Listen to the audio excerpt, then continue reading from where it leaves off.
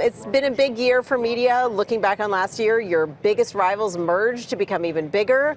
Now we're looking ahead to them launching streaming services this year. As you look at the landscape, are you concerned about losing both subscribers and ad revenue to these now bigger giants? Okay, the media business has started to consolidate, but we also consolidated. We acquired Scripps last year for $15 billion. And together with HGTV, Food and Travel, when you put that together with our Discovery portfolio, we're the second biggest TV company in the U.S., the only in terms of reach on any given night in America. And so we feel like we have good scale, but more importantly, the majority of the media business is about scripted content and movies. And so whether it's what Disney is doing with buying Fox, they're going to create a great competitor to Netflix. You look at Netflix, you look at Amazon, HBO, they're all on the right side of the media portfolio. Scripted movies, scripted series. We're really powering people's passions. That's what Discovery is about. Where we have natural history with Discovery and Animal Planet and Science, where we have home and food, we have travel, we're the leader in crime in America. And so within the U.S., we think we're the largest in quality, passion brands. But your direct-to-consumer strategy has really been about these niche products such as golf. You just made a big announcement about cycling. Right. But you're going up against these bundles, and people are only going to subscribe to so many services. Aren't the smaller, more niche ones going to be the first ones that are going to go? Well, we see it differently. What we see is we have something that no one else has, which we think is quite valuable. We own all of our content globally. So we can launch natural history around the world. We can do it with Apple, we could do it with Google, we could do it ourselves. We launched on January 1st Golf TV outside the US where we have the PGA Tour and the European Tour and Tiger Woods. And so we're about passion groups. We're going to let the other side with very expensive content try and be the big aggregator of the everybody's. And for us, we want everyone that loves golf to hang out with us, everyone that loves cycling, everyone that loves Oprah. And some of the brands that we have, like food, you know, we're here we are at CES, and the big buzz is 5G and who's going to own the home. And when you think about 5G, what 5G really does for that side of the media business with scripted and movies, it's speed. So you can download a movie in 3 seconds versus 15 seconds. What we can do is, with food and cooking and recipes and all the talent that we have, we could work with Verizon or AT&T or Apple about owning the kitchen with food, or owning the home with HG and DIY. But when it comes to 5G, though, you have AT&T. They have made billions of dollars of investments in 5G. They now own a media company, Warner Media. Right. And you have Verizon, which just announced a content exploration partnership with Disney about streaming more content via 5G. Do you either need to make more acquisitions or be purchased to really compete when it comes to this space? So we really look at the business as they're all that. What 5G is doing, what Hans is doing with Disney is great, because he's saying, how could I offer more streaming movies and scripted content? But you know, we've spent a lot of time with Hans and his team, and we'll continue to, and with Randall, and with T-Mobile, where they look at us very differently. We have functional content. Now that we have 5G in the home, what could we do with your food talent, with the Food Network, with cooking, with your short form, so that we could own the kitchen together? Or we do that with Amazon. Or when you have 5G, the ability to take HG and all the talent that we have around home design and home renovation and create something that's really meaningful in the home. So I think the right side of the media business, this very competitive scripted movies and scripted series, they're all fighting over, how do you get people to spend $10 on this big basket? And maybe 5G makes it faster. But we think our content, which resonates globally, is going to really benefit, and we're really different than those guys. David, you want to jump in here? Sure, thanks, Julia. David, it's David Faber.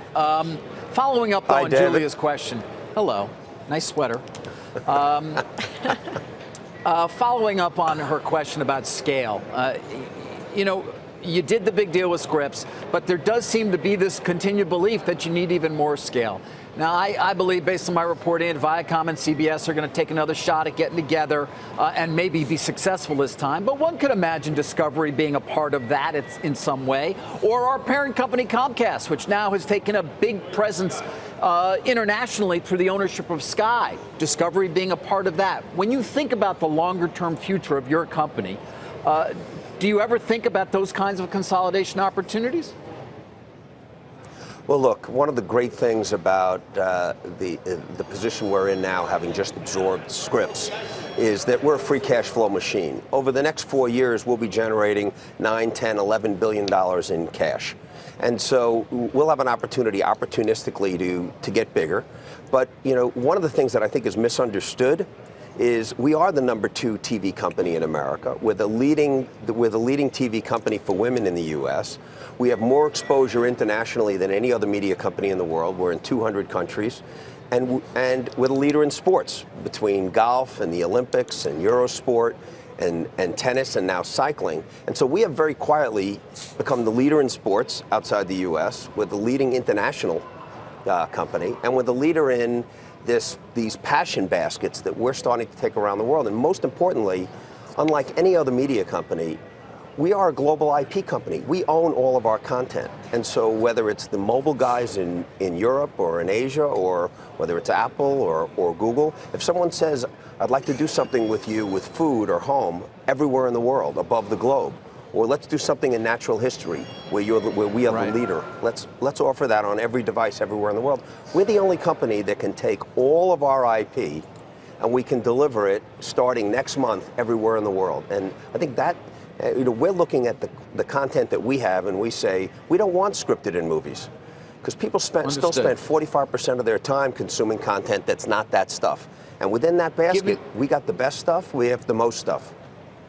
Given your perspective, because you are #2, David, I'm curious. Julie interviewed Randy Feer from Hulu yesterday. They're growing quickly, added a lot of subs. We all know, again, we're in another year where we're going to watch closely people disconnecting from their video subscription in terms of the bundle. Where do you think that's coming from? And does it matter to you that we watch people, whether it's DirecTV or whether it's Comcast, saying no more to the video bundle? Does Discovery worry about that, or is that not a concern given your presence on these other OTT platforms? You know, there is opportunity for us in this sense. Subscribers are still growing outside the U.S. 2% because there are entry bundles that are less expensive. U.S. is the only market where you have to buy through sports and regional sports to get multi-channel television. So you have everywhere else in the world in the aggregate growing 2% and the U.S. declining 3%. With Randy now, we added our channels to Hulu, and Hulu is growing significantly. One of the reasons is that HGTV, Food, ID, and TLC are 4 of the top 5 channels for women. They didn't have them. And so if these skinny bundles start to grow, if Hulu grows, if DirecTV Now grows, it's going to be less channels. We have more carriage on those skinny bundles than anyone else. We'll be a beneficiary of that. But are the skinny bundles and the revenue you get from them compensating from declines in traditional media and declines in advertising from ratings falling? The skinny bundles are actually better for us. And we've seen this over the years because we're in skinny bundles everywhere in the world. So in Brazil, instead of our 10 channels, we had 6 of our channels carried. But because there's only 30 channels and we have 6 of them, we got 85% of the subscriber fees, but our viewership went from 20% of that package to 45% of the package, and our ad revenue grew dramatically and our brands grew. And so what we're seeing is that these skinny bundles will mean that we should be able to get more ad revenue because our reach and our viewership and the demo of that viewership should be more compelling.